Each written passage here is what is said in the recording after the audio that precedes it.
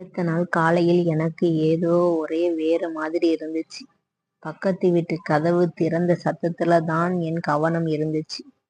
நேத்து வந்த அந்த பொண்ணு மெதுவா வீட்டுக்குள்ள போறத பார்த்தேன். அதுக்குள்ள நான் ஸ்கூல் போறதுக்காக பை எடுத்தேன்.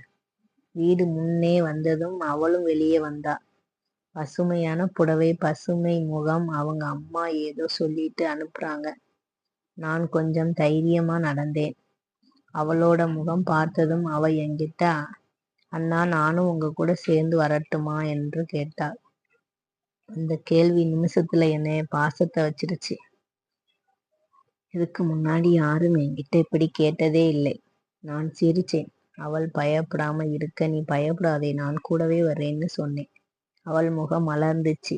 ஒரு புன்னகை, கொஞ்சம் நன்றி, கொஞ்சம் நம்பிக்கை.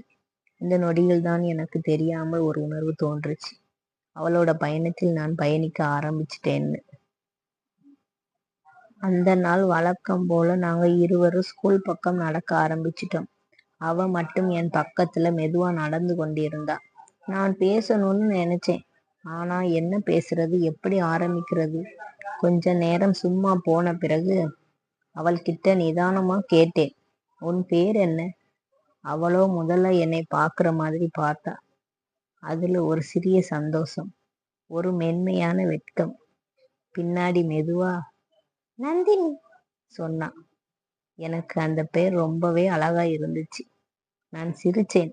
நல்ல பேரு நந்தினின்னு சொன்னேன். அவளும் சிரிச்சா.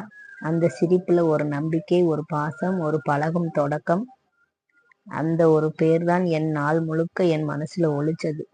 அந்த நாள் முதல் நந்தினின்னு சொல்றதே ஒரு தனி சந்தோஷம் இருந்துச்சு.